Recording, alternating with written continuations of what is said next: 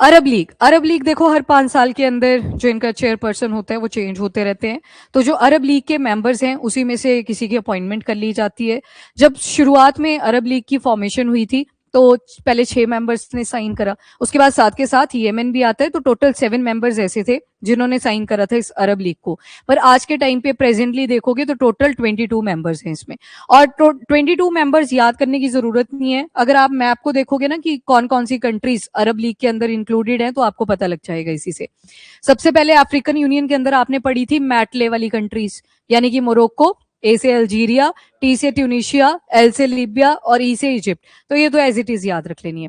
और अरब लीग का मतलब ये बिल्कुल भी नहीं है कि सिर्फ अरब पेनिनसुला वाली कंट्रीज आएंगी। यहाँ पे जहां जहां पे लोग कैसे आएंगे, अरब वाली लीनियज से बिलोंग करेंगे, वो सारे इसमें इंक्लूडेड है। अब ये कहीं ना कहीं पोस्ट वर्ल्ड वॉर 2 के बाद जाके फॉर्म हुआ था। तो आपको पता है उस टाइम पे दो जुट बने हुए थे, प्रॉपर दो पावर्स बनी हुई थी, बाइपोलर वर्ल्ड था, एक तरफ यूएस था, यूएसएसआर था, फाइट्स चल रही थी और बड़े सारे रीजनल कॉन्फ्लिक्ट भी थे। तो इसी वजह से अरब लीग बनाया गया ताकि यहाँ पे स्टेबिलिटी इंश्योर करी जा सके।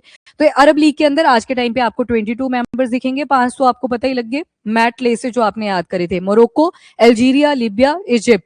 और उसके बाद ये सिनाई पेनिनसुला से एक्सटेंड होते हुए आगे भी जा रहा है, तो आगे वो जो आपकी वेस्ट एशियन कंट्रीज आती हैं वो भी इसका मेंबर है।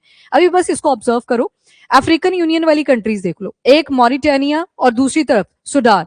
और यहाँ पे जो सोमालियन पायरेट्स हैं काफी पॉपुलर रहते हैं, ये बड़ी ज्यादा प्रॉब्लम क्रिएट करते हैं बाबल मंदेब के पास में। और ये कौन सी गल्फ आती है? नहीं, बाबल मंदेब तो स्ट्रेट है। अरे स्ट्रेट थोड़ी पूछी, gulf, gulf of Aden, gulf of Aden. और ये आ गया रेड सी।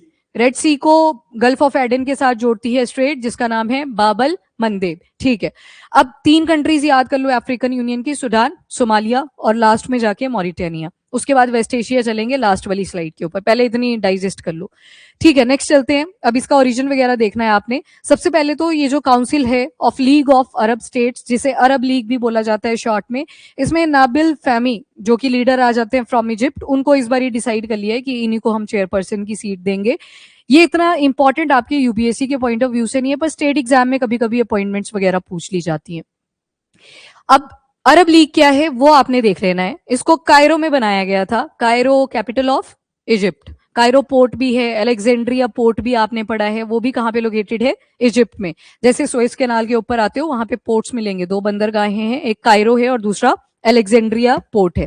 तो सबसे पहले तो ये लीग है अरब स्टेट्स की, और इसे 1945 में कायरो में बनाया गया था। और ये रीजनल ऑर्गेनाइजेशन है। देखा ना आपने कि सारे कंट्रीज नहीं है, सारे कॉन्टिनेंट नहीं है, बस बोला कि जहां जहां पे अरब स्टेट्स है उनको हम इसका मेंबर बना देंगे। अभी के टाइम पे देखोगे तो 22 अरब कंट्रीज है अक्रॉस वेस्ट एशिया, और अफ्रीका सारा नहीं था, नॉर्थ अफ्रीका वाला पार्ट था, मैटले वाला, देन नीचे मॉरिटानिया, सोमालिया और बीच में सुडान वाला पार्ट। तो 22 अरब कंट्रीज। मैंने अभी सिर्फ आपको अफ्रीकन कंट्रीज लर्न करवाई हैं, बाकी वेस्ट एशिया वाली लास्ट में करेंगे। देन आते हैं ओरिजिन। अब देखो एक अलेक्जेंड्रिया प्रोटोकॉल भी साइन हुआ था। अब ये जो अलेक्जेंड्रिया प्रोटोकॉल है, लोकेशन यहीं से क्लियर हो रही है, जो अलेक्जेंड्रिया पोर्ट आप बोलते हो वही सिटी की बात हो रही है, अलेक्जेंड्रिया सिटी। तो वहां पे ये प्रोटोकॉल साइन करा गया था, पर ये साइन हुआ था पोस्ट वर्ल्ड वॉर 2। ये वर्ल्ड वॉर 2 के बाद में साइन हुआ था। ये अरब लीग की बात नहीं कर रहा है। अरब लीग का ईयर कितना था? 1945। ये जो अलेक्जेंड्रिया प्रोटोकॉल 1944 में साइन किया गया था, ये 8 मेंबर ने साइन करा था, और जिसके मेंबर अरब लीग में भी आपको देखने को मिल जाते हैं। इनको याद करने की जरूरत नहीं है, बस ये इसलिए बता दिया कि इसके बाद में जाके अरब लीग साइन हुआ है, जो आज के टाइम पे आप 22 मेंबर्स देख रहे हो। अब ये जियोपॉलिटिकल चेंजेस आ रहे थे वर्ल्ड वॉर 2 के बाद में भी, तो इन्होंने बोला कि जो अरब स्टेट्स हैं उनके बीच में यूनिटी को प्रमोट करना है, वो जो इंटीग्रिटी है वो मेंटेन रहे, और कभी भी कल को कोई कॉलोनियल डिवीजन करने की ट्राई करता है तो उसको हम रेजिस्ट करेंगे एक साथ मिलके, कि हमारे ऊपर कोई रूल नहीं कर सकता। तो उसके लिए अलेक्जेंड्रिया प्रोटोकॉल इन्होंने साइन करा था, पर ये 1944 में साइन हुआ था।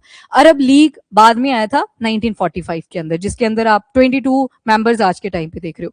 अब इसके बाद आ जाओ दूसरी तरफ, दैट इज अरब लीग। अब इसमें देखो कायरो में जब इसकी फॉर्मेशन हुई 22 मार्च 1945, इनिशियली 6 मेंबर्स थे, पर डेट चेंज हुई 5 मई 1945। थोड़े ही महीनों के बाद येमेन ने भी इसको ज्वाइन करा था। तो मतलब जो शुरुआत में आपको मेंबर्स दिखेंगे वो 7 मेंबर्स है। अलेक्जेंड्रिया प्रोटोकॉल के 8 मेंबर लिखे हुए हैं ऊपर, ठीक है, जो कि अरब लीग के अंदर भी आपको मिलते हैं। हेडक्वार्टर कहाँ पे आएंगे अरब लीग के? तो कायरो इजिप्ट में है। 22 मेंबर्स हैं, इनको एक बार रीड कर लो आप। अल्जीरिया आपने देख लिया, जो तो पहले कर लिया उनको कर दो कट। अभी अफ्रीकन यूनियन से एक छोटी सी कंट्री स्किप हुई है, वो भी यहाँ पे आएगी। इसके अलावा इजिप्ट आपने देख लिया, देन मॉरिटानिया देख लिया, मोरक्को भी आ गया, उसके बाद सूडान आ गया, सोमालिया आ गया, ये भी कट कर दो यहां से। ट्यूनीशिया देख लिया, ये भी कट कर दो। एक छोटी सी कंट्री और, लिबिया भी हो गया ना, जिबूती। जिबूती सीड कंट्रीज में काउंट करते हो। जब सोमालिया आपने देखा, ये वाला पार्ट, यहीं पे छोटी सी कंट्री लोकेटेड है, that is Djibouti. Seed countries मतलब हॉर्न ऑफ अफ्रीका की बात कर रहे हैं हम। हॉर्न ऑफ अफ्रीका में 4 कंट्रीज आती हैं। एस से सोमालिया, ई से क्या था, इरिट्री और इथोपिया, और डी से क्या था, जिबूती। तो ये जो सीड की 2 कंट्रीज है, सोमालिया एंड दूसरी वाली जिबूती, ये अफ्रीकन यूनियन से आ जाएंगी। तो इसको भी कट कर लो, जिबूती आ गया। साथ में कॉमोरोस। कॉमोरोस कहां पे है? मैप पे देखो आराम से, कॉमोरोस छोटी सी कंट्री दिखेगी आपको, हाँ बिल्कुल साइड में मिलेगा आपको, दिस वन, ये वाला। और ये भी किसका पार्ट आता है? अफ्रीकन यूनियन का ही। तो कॉमरोज ये वाला आइलैंड, ये भी किसका पार्ट है? अरब लीग का। तो जो जो दिख रहे हैं आपको वो करते चलो पहले।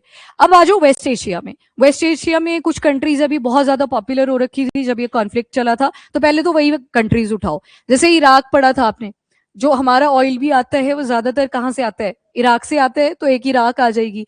देन जॉर्डन अभी देख के आए आप, किसके साथ बॉर्डर लगता है इसका? इसराइल के साथ सबसे ज्यादा देखा है। लेबनान के साथ थोड़ी था, लेबनान के साथ तो 2 ही देखे थे, एक सीरिया था और दूसरा इसराइल था, ठीक है। कुवैत भी न्यूज में था, तो कुवैत भी इसका पार्ट है। वेस्ट एशिया में आ जाओ, अरब स्टेट्स की बात कर रहे हैं ना, तो कुवैत भी आ जाएगा। एंड लेबनान आ गया, लेबनान अभी आप देख के आए। आफ्टर दैट कतर है, और उसके बाद पैलेस्टीनियन अथॉरिटी, उसको भी इसमें मेंबर डेजिग्नेशन दे रखी है। देन सऊदी अरेबिया, यूएई और येमेन। येमेन तो याद रह ही जाएगा आपको अब, क्योंकि शुरुआत में जब ये फॉर्म हुआ था कायरो में, तो 6 मेंबर्स थे। येमेन ने थोड़े ही महीनों के बाद इसको ज्वाइन करा था, तो येमेन 7th मेंबर बना था जब सिग्नेटरी यहाँ पे चाहिए थे। And along with this Oman, और साथ में बहरेन तो आएगा ही। बहरेन, इवन जब ये कॉन्फ्लिक्ट शुरू हुआ था, ईरान ने अरब नेशंस को अटैक करना शुरू करा था, तो Bahrain United nation security council में कंप्लेंट भी फाइल कराया था अगेंस्ट ईरान, कि आप इस मुद्दे को देखो, ये ईरान वाले हमारे ऊपर क्यों अटैक कर रहे हैं, जब ये कॉन्फ्लिक्ट कुछ और है, राइवलरी किसी और के साथ है। डन। तो ये इसके टोटल 22 मेंबर्स हैं। कुछ ऑब्जर्वर भी होते हैं जो सिर्फ देखते हैं, मीटिंग्स में पार्टिसिपेट करना चाहें कर भी सकते हैं, इनको इन्विटेशन भी भेजे जाते हैं। तो उसमें आ जाएंगे ब्राजील, एरिट्रिया, इंडिया और वेनेजुएला। तो इंडिया का याद रख लेना, इंडिया के पास कैसा स्टेटस है इसको लेके, ऑब्जर्वर का स्टेटस। तो इरिट्रिया है, ब्राजील है और साथ में वेनेजुएला। इसमें समझने वाला कुछ भी नहीं है, वही है पॉलिटिकल यूनिटी होगी, इंटीग्रिटी होगी, उनको प्रमोट करना है अमंग द अरब स्टेट, ताकि कल को कोई भी रीजनल इंस्टेबिलिटी आती है तो कोई इनकी कॉलोनियल डिवीजन भी ना कर सके। तो उन्हीं सारी चीजों को मेंटेन करता है, political, economic, cultural and social domains. और क्लोज कोऑपरेशन करते हैं, पीसफुल सेटलमेंट करने की ट्राई करते हैं, कोई भी डिस्प्यूट अगर विद इन हो जाता है। कोऑपरेशन 1950 में इन्होंने एक joint defence and economic cooperation pact भी साइन करा था, ताकि सिक्योरिटी इंश्योर करी जा सके, उसी के लिए इसका मेन पर्पस था। और दिक्कत बस एक ही आई है, जैसे कि हर एक ऑर्गेनाइजेशन के अंदर आती है, जब मेंबर बढ़ते चलते हैं ना, तो उसकी जो पावर है वो उतनी ज्यादा स्ट्रांग कई बार नहीं रहती। तो ये कन्फेडरेशन बोली गई है, पर लूज कन्फेडरेशन। पहले आप 3 टर्म्स पढ़ते हो, कन्फेडरेशन आती है, दूसरी फेडरेशन, तीसरी यूनियन। अरे पॉलिटी में पहला ही चैप्टर है, कन्फेडरेशन, फेडरेशन और यूनियन। सबसे वीक कौन सा होता है? कन्फेडरेशन। इंडिया को बोलते हैं ना यूनियन ऑफ स्टेट, मतलब टूटेगा नहीं, कुछ नहीं, अंदर ही तोड़फोड़ होगी, बाहर नहीं आप जा सकते। ये सबसे स्ट्रांग होता है, ये सबसे वीक। ऊपर से लिखा है लूज कन्फेडरेशन, और भी ज्यादा वीक है, मेंबर आराम से आ जा सकते हैं। उसके अलावा एनफोर्समेंट कैपेसिटी देखें, वो भी काफी वीक रही है। कभी भी कोई केस इन्होंने जब रिड्रेस करा तो वो सारी प्रॉब्लम्स रही है, मतलब रेलिवेंस उतना नहीं है जितना ये सुनने को लगता है। अच्छा, अब डिस्प्यूट ऐसा नहीं है कि रीजनल कॉन्फ्लिक्ट होंगे उन्हीं के साथ, अगर मेंबर्स के बीच में भी डिस्प्यूट हो जाते हैं तो खुद ही सॉल्व करते हैं। इवन जो अरब लीग के मेंबर आपने 22 देखे, उनका कॉन्फ्लिक्ट अगर किसी और एक्सटर्नल जो कि मेंबर नहीं है अरब लीग का, उसके साथ भी होते हैं, तब ये मीडिएशन करने की ट्राई करते हैं। तो मतलब ओवरऑल वही है, स्टेबिलिटी मेंटेन करे रखना, अरब स्टेट के विद इन पीस मेंटेन करे रखना, that is the main purpose of Arab league. अभी जस्ट वो चेयरपर्सनशिप जो थी वो चेंज हुई, इस वजह से अरब लीग न्यूज में आया था। चले नेक्स्ट आर्टिकल पे। छोटा सा आर्टिकल था, पर इससे सवाल डेफिनेटली बन सकता है, क्योंकि आपका इंटरनेशनल रिलेशन में कुछ इंटरनेशनल ऑर्गेनाइजेशन ऐसे कॉन्सेप्ट आते हैं, तो उसी का ये पार्ट है। और ये करंट अफेयर में ही आप पढ़ते हो, ये क्लास में नहीं करवाया जाता है कभी, जब न्यूज में आएगा तब कर लिया। 5 साल का टेन्योर रहता है मेंबर का, तो मतलब कम ही आता है न्यूज में भी, उतना नहीं सुनोगे प्रोमिनेंटली। डन।